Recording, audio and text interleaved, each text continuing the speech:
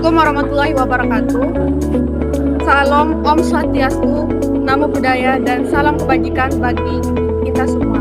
Kami dari kelompok 1, mata kuliah Geometri kelas 3D, Prodi Pendidikan Matematika, Fakultas Keguruan dan Ilmu Pendidikan, Universitas Mataram. Untuk lebih jelasnya, jangan lupa nonton video ini sampai akhir. Selamat menyaksikan.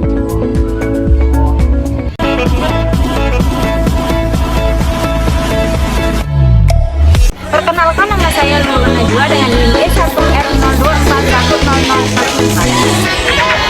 Perkenalkan, nama saya Olivia dengan NIM E1R02410074. Perkenalkan, nama saya Baika Masnia Priyati dengan NIM E1R02410004. Perkenalkan, nama saya Ausa Zulia dengan NIM E1R02410037.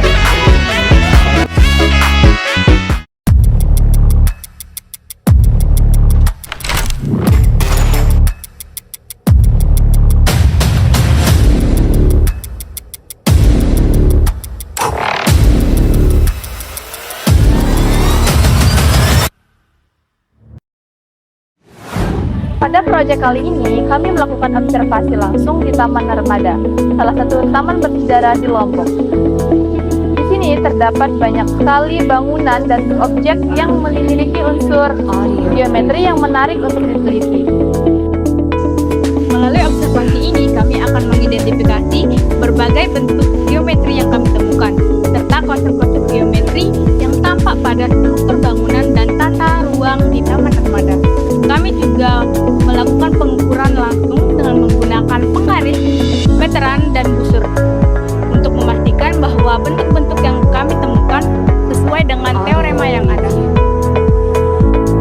Melalui proyek ini, kami ingin membuktikan bahwa matematika, khususnya geometri, tidak hanya ada di dalam buku, tetapi geometri dapat kita temukan di mana saja, seperti atap bangunan, pola tangga, bentuk kolam, hingga ornamen-ornamen yang berada di seluruh Taman Narmada ini.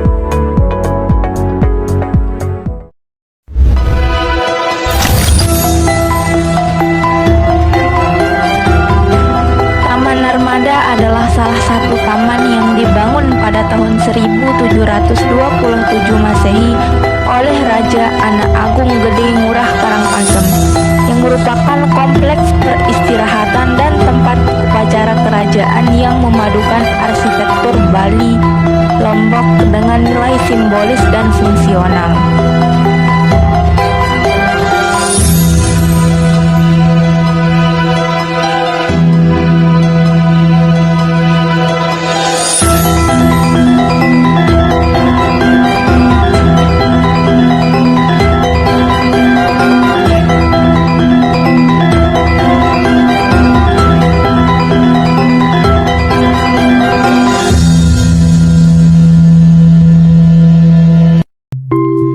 Salah satu bangunan pentingnya adalah Balai Loji 1, tempat tinggal raja dan permaisurinya yang hingga kini masih menampilkan elemen arsitektur khas berupa jendela persegi panjang dengan lengkungan di bagian atas. Jendela ini bukan hanya berfungsi sebagai bukaan untuk sirkulasi udara pada bangunan tropis, tetapi juga memperlihatkan pengaruh budaya kerajaan melalui ukiran emas, pola simetri, dan bentuk geometri yang harmonis. Selain memiliki jendela berbentuk persegi panjang yang menunjukkan prinsip simetri dan proporsi dalam arsitektur tradisional, Balai Loji 1 juga memiliki lantai yang tersusun dari batu bata bangunan. Bentuk batu bata yang berupa persegi ini telah digunakan sejak masa lalu untuk menciptakan pola lantai yang rapi, simetris, dan mudah disusun. Tempat pada Balai Loji 2 di Taman Narmada mencerminkan warisan arsitektur Kerajaan Karangasem di tahun 1727 Masehi yang memadukan fungsi dan simbolisme. Selain berperan sebagai fondasi penyangga tiang, tempat berkumpul dan bermusyawarah, tempat pada Balai Loji 2 memiliki bentuk dasar yang menyerupai trapesium dengan bagian bawah yang lebih lebar dan bagian atas yang lebih sempit untuk menopang tiang.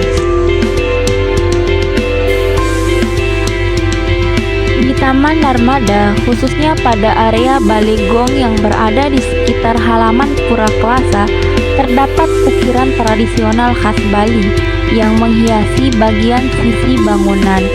Ukiran ini dibuat dari batu dan menampilkan motif tumbuhan yang diukir rapi serta bentuk dasarnya menyerupai segitiga dan dekoratif yang menjadi ciri khas seni ukir pada zaman kerajaan.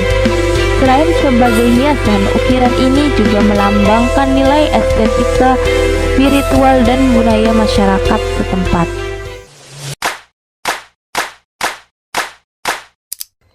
Halo semuanya, di sini saya akan menjelaskan mengenai objek pertama yang telah kami temukan di Bali Loji 1, yaitu jendela yang berbentuk seperti persegi panjang.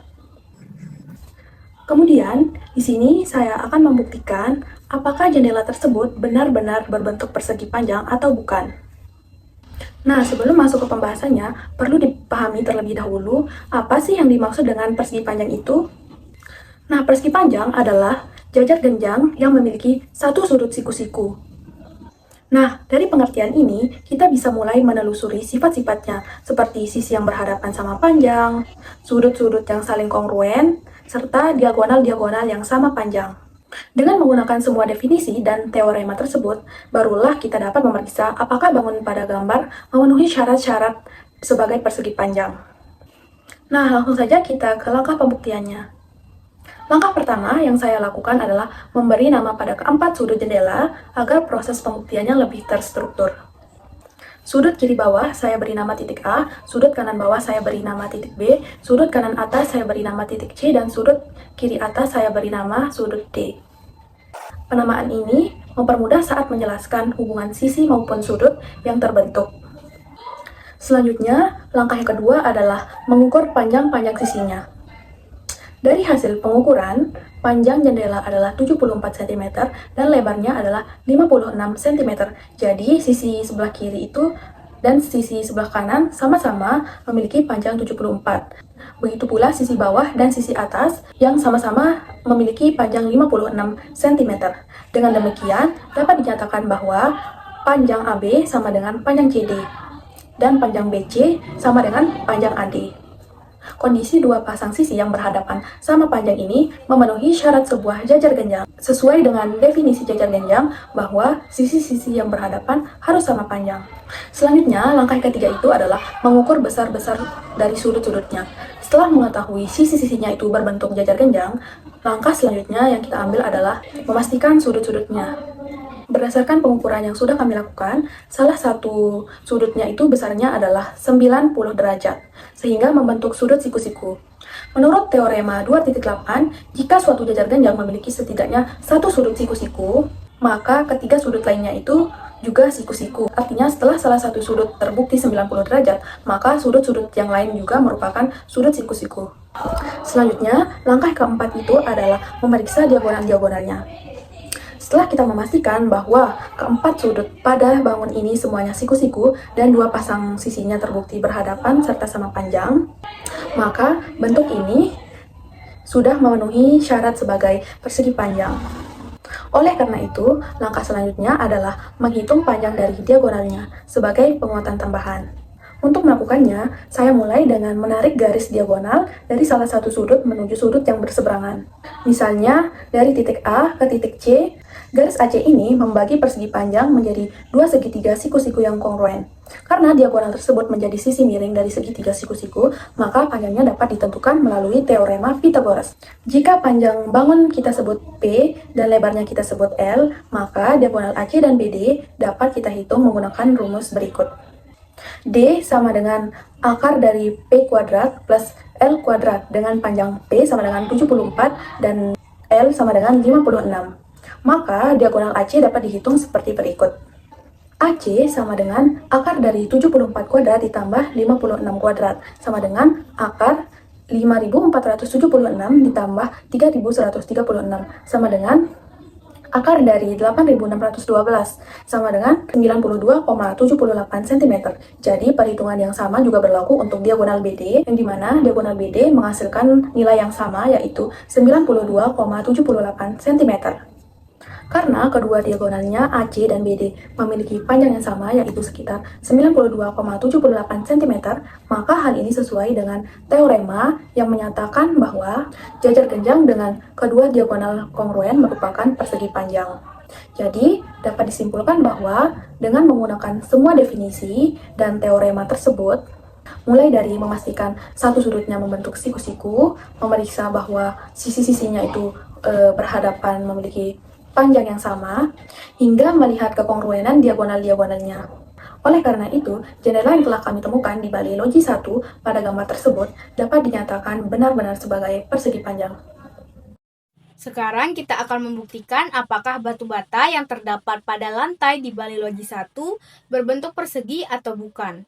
Nah, untuk membuktikannya, kita akan mencocokkan data panjang sisinya dengan definisi dan teorema geometri yang berlaku. Dari hasil pengukuran, diketahui bahwa keempat sisi batu bata memiliki panjang yang sama. Sisi pertama berukuran 27 cm, sisi kedua juga 27 cm. Begitu pula sisi ketiga dan keempat yang masing-masing memiliki panjang 27 cm.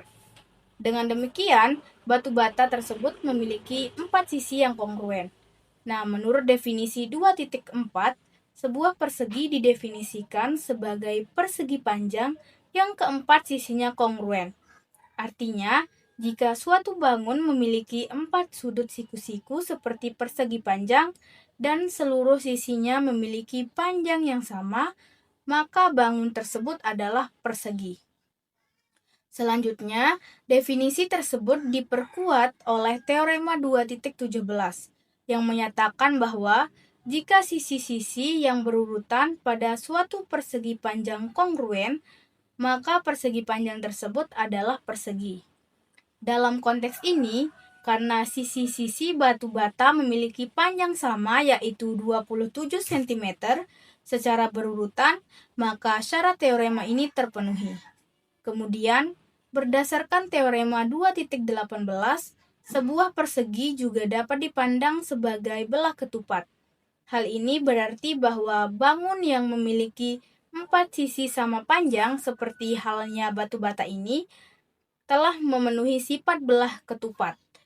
Ketika belah ketupat tersebut juga memiliki sudut-sudut siku-siku, maka ia otomatis menjadi persegi. Nah, terakhir, teorema 2.19 menegaskan bahwa jika salah satu sudut dalam belah ketupat adalah siku-siku, maka belah ketupat tersebut adalah persegi. Nah, berdasarkan hasil pengukuran yang kami lakukan, batu bata tersebut memiliki sudut 90 derajat.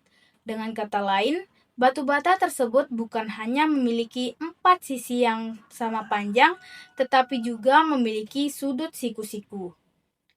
Berdasarkan definisi dan teorema tersebut, kita dapat menyimpulkan bahwa batu bata yang terdapat pada lantai Balai Logi 1 memenuhi seluruh kriteria bangun persegi, yaitu keempat sisinya sama panjang, sudut-sudutnya tegak lurus, dan secara teori geometri termasuk kategori persegi baik sebagai persegi panjang bersisi sama maupun sebagai belah ketupat bersudut siku-siku.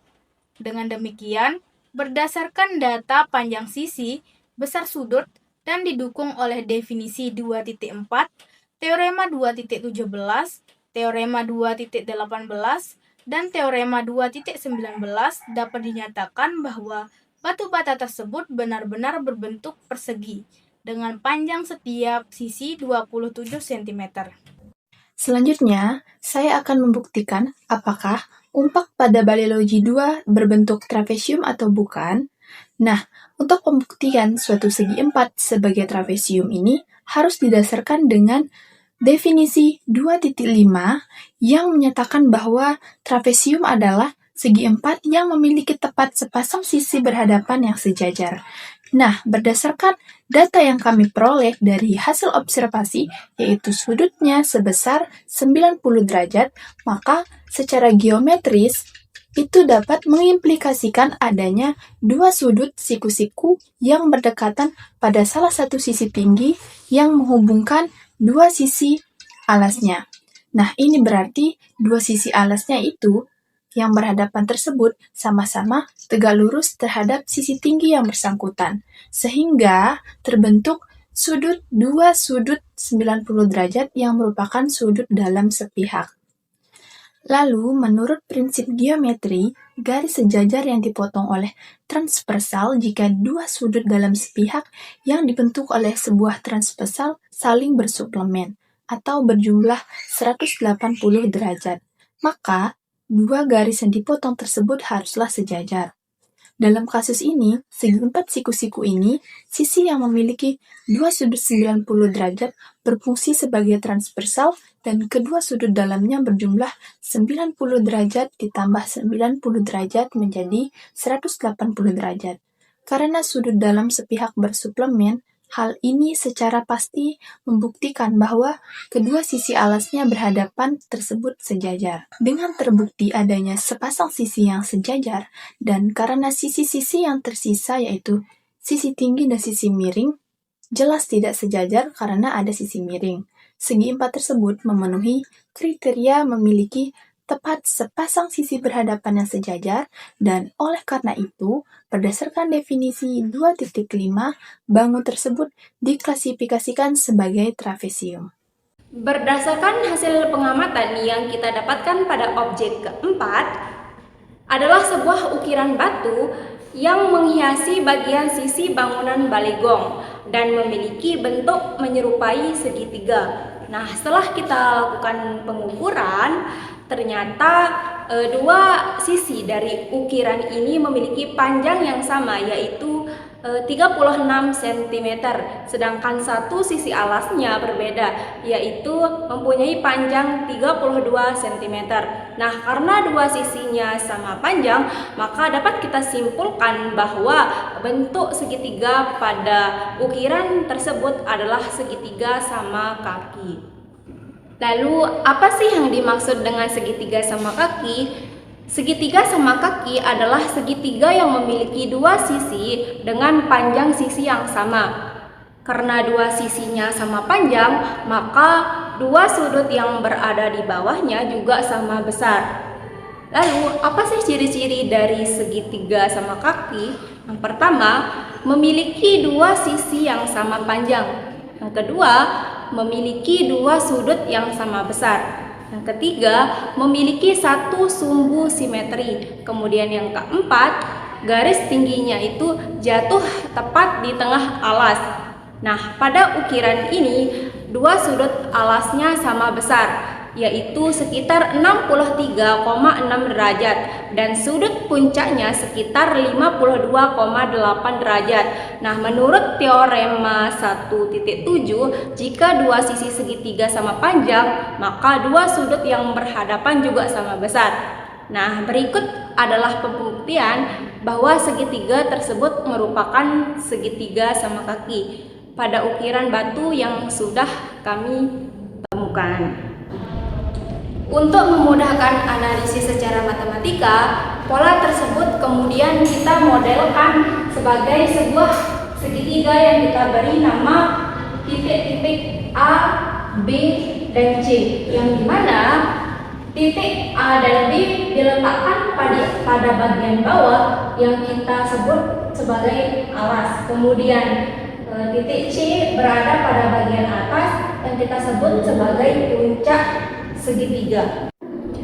Nah, untuk pembuktiannya yang pertama, kita ketahui bahwa segitiga yang berada di samping adalah segitiga sama kaki. Nah, langkah yang kedua, pada segitiga sama kaki, sesuai dengan hasil observasi yang kami lakukan, bahwa panjang CA sama dengan panjang CB, atau bisa kita tuliskan CA kongruen dengan CB.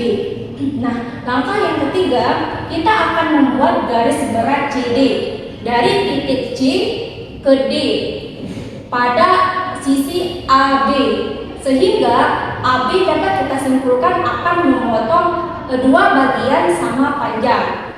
Nah, langkah yang keempat, setelah kita membuat garis berat CD, kita ketahui bahwa CD adalah kongruen sama dengan CD, atau kita tulis reflektif.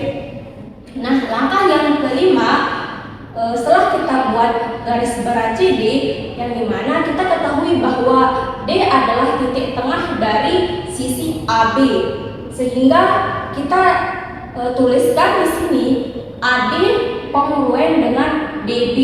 Langkah 3, definisi dari garis tengah dan garis berat. Kemudian langkah yang ke-6, berdasarkan langkah yang kedua, yaitu CA kongruen JB, CD kongruen CD, dan langkah 5, AD kongruen DB, maka kita dapat simpulkan bahwa teorema tersebut adalah sisi-sisi-sisi. Nah, kemudian langkah yang terakhir, berdasarkan langkah 6, yaitu segitiga ACD kongruen segitiga BCD, maka semua sudut tersebut bersesuaian pada segitiga kongruen, sehingga kita tuliskan sudut A kongruen dengan sudut B. Nah, dari sini kita ketahui bahwa segitiga ABC adalah benar-benar segitiga sama kaki dengan besar sudut alasnya adalah sama. Dengan demikian, berdasarkan hasil pengukuran, teorema, dan pembuktian secara geometri, dapat kami simpulkan bahwa ukiran batu yang menghiasi bagian sisi bangunan pada balai gong tersebut adalah berbentuk segitiga sama kaki.